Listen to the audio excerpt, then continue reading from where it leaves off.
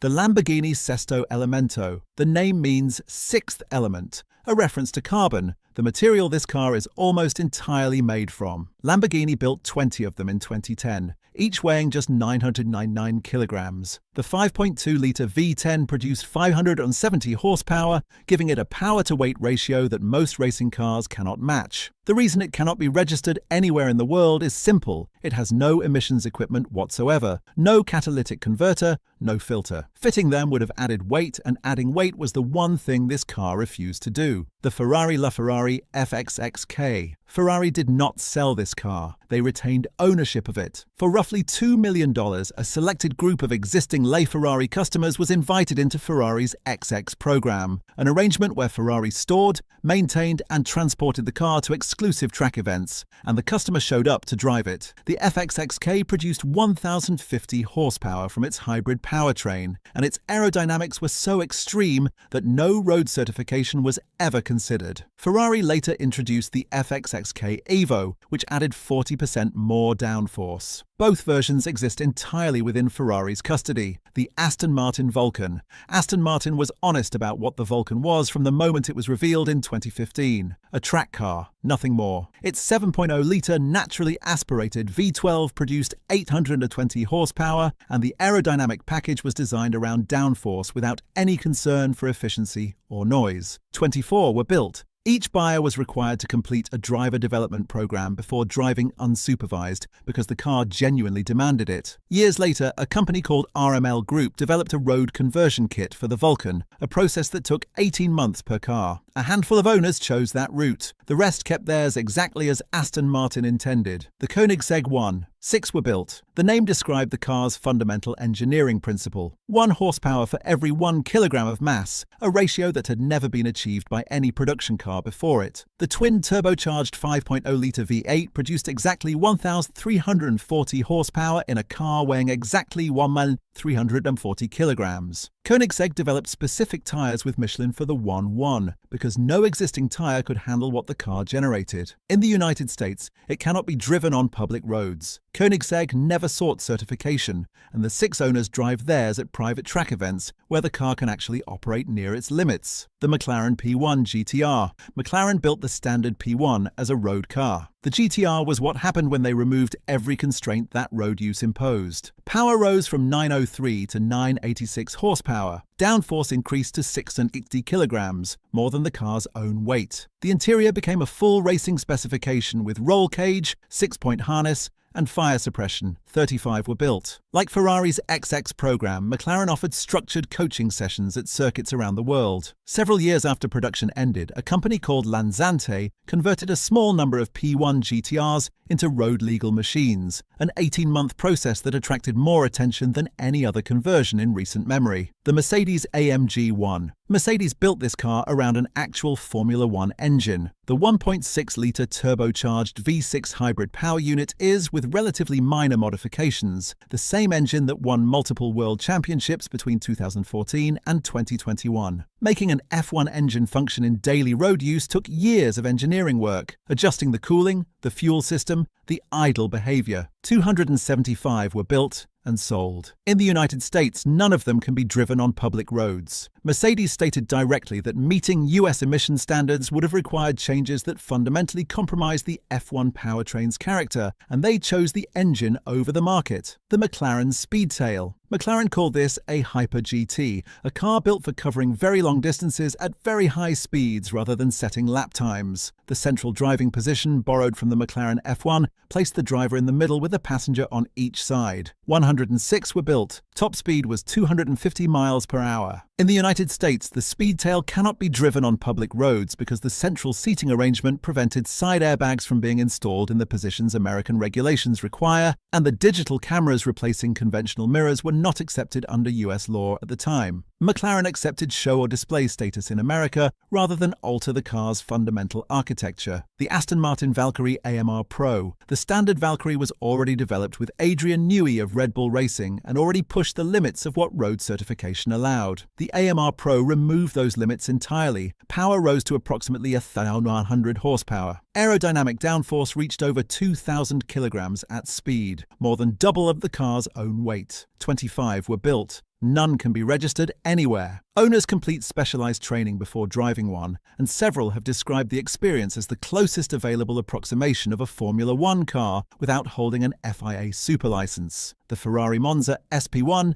and SP2. Ferrari's Icona series was built as a tribute to the open-top Barchetta racing cars of the 1950s. The SP1 seated one person. The SP2 added a passenger. Neither had a conventional windscreen, only a narrow curved deflector designed to redirect airflow over the occupants' heads. The 6.5-litre naturally aspirated V12 produced 810 horsepower. Around 500 were built across both versions at approximately $1.7 million each. In the United States, the open-top design without a proper windscreen fails safety certification requirements. Ferrari made no attempt to modify the cars for American roads. Buyers knew this before they signed the order. The Pagani Zonda R. Horacio Pagani built the Zonda R as his company's first deliberately track-only vehicle, a car that shared almost no components with the road-going Zondas. The naturally aspirated 6.0-litre AMG V12 produced 750 horsepower and revved past 10,000 RPM, making a sound that track day witnesses described as genuinely alarming. 15 were built. In 2010, the Zonda R set a Nürburgring lap time of 6 minutes and 47 seconds, a record for non-racing production-based cars that stood for 13 years. It cannot be registered for road use anywhere because it was never designed to be. The Revolution variant, of which only 5 were made, pushed the same formula even further, the Pagani Huayra R. When Pagani designed the Huayra R in 2021, the decision to use a naturally aspirated engine was deliberate and specific. The turbochargers on the road Huayra were gone. In their place was a 6.0-litre V12 developed by Mercedes-AMG specifically for this application, producing 850 horsepower at a limit of 9,000 RPM. The aerodynamics generated 2,204 kilograms of downforce. 30 were built at $3.1 million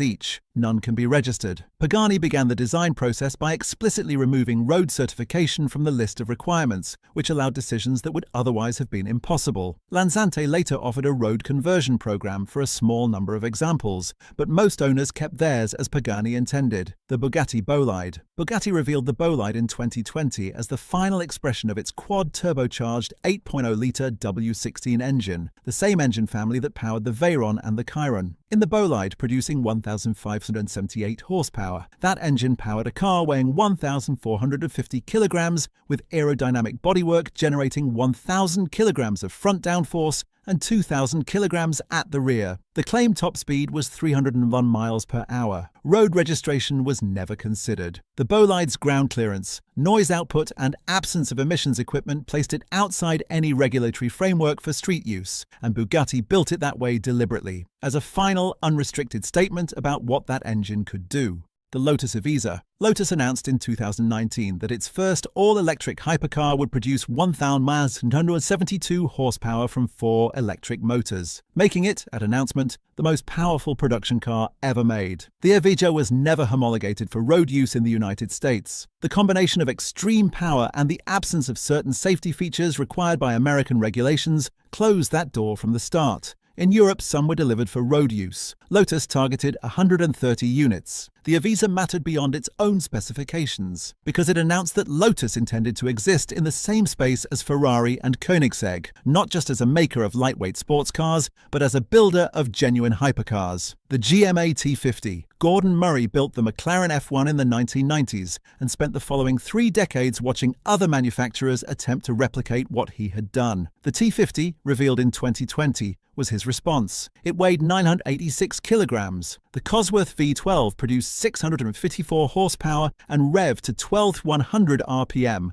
higher than any previous road car engine. A fan at the rear managed the underbody aerodynamics. 100 road cars were built. In the United States, none are road legal. The central seating position made compliant airbag placement impossible, and Murray refused to alter the interior architecture to accommodate American requirements. The same decision, reached for the same reason as McLaren had made with the Speedtail, the Noble M600. Noble is a small company based in Leicestershire, England, and the M600 was their attempt to compete at the level of Ferrari, and McLaren without Ferrari and McLaren's resources. A twin-turbocharged 4.4-litre V8 produced 650 horsepower in its highest configuration. In a car weighing around 1,188 kilograms, the M600 had no traction control, no stability control, no ABS. Noble's position was that these systems existed to cover for inadequate skill and that a competent driver did not need them. In the United States, it was never certified for road use. Noble made no significant effort to pursue certification because the commercial return would not have justified the cost for a car built in such small numbers. The Ferrari 599XX. The 599XX was Ferrari's track evolution of the 599 GTB Fiorano, and it arrived in 2009 as part of the same XX program that would later produce the FXXK. The 6.0-litre V12 produced 720 horsepower, a meaningful increase over the road car, and the aerodynamic package generated downforce figures the standard car could not approach. 29 were built, and like all XX program cars, Ferrari retained ownership and managed the cars centrally, transporting them to events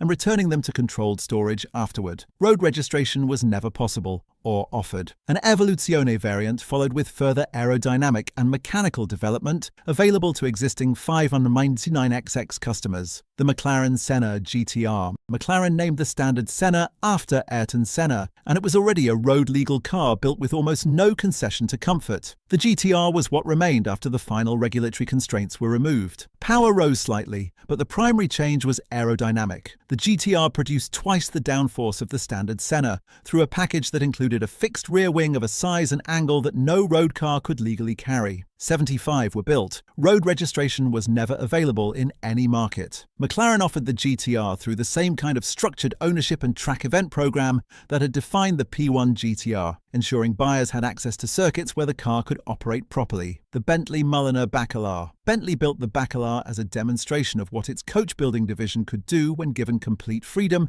and a budget that removed every practical constraint. 12 were built. Each was powered by a 6.0-litre W12 producing 650 horsepower, and each was bespoke in a way that made direct comparison between any two examples difficult. The price and the production volume meant Bentley never pursued US homologation. The only legal route for American ownership was through the show or display exemption, a federal program that allows cars of historical or technological significance to be imported and driven on public roads for a limited number of miles per year. 12 cars, 12 owners, and a regulatory pathway that most of them likely never needed to use. The Hennessy Venom F5. Hennessy Performance is an American tuning company from Texas that has spent decades modifying other manufacturers' cars into something considerably faster. The Venom F5 was their first ground-up original design, a car built with the single objective of exceeding 300 miles per hour. The engine, a twin-turbocharged 6.6-litre V8 called the Fury, produced 1,017 horsepower. The car was not street legal in the United States. The absence of airbags and the cost and complexity of crash testing a vehicle at this price point and production volume made certification essentially impossible. Hennessy was building a record-breaking machine, not a road car, and the distinction was one they accepted from the beginning: the Porsche 918 Spyder Weissach package. The standard 918 Spyder was road legal and sold as such, a 887 horsepower hybrid hypercar that could be registered and driven on public roads in most major markets. The Weissach package was an optional configuration that deleted the rear seats, replaced several body components with magnesium and carbon fiber, and removed enough material to drop the car's weight by 41 kilograms. In that specification, certain markets found the configuration incompatible with road registration requirements due to the removal of components that local regulations required to be present. The Weissach Package 918 became one of the few examples of a car being made illegal for road use, not by adding extreme performance equipment, but by subtracting weight, by becoming too minimal to meet the standards that regular cars are built around.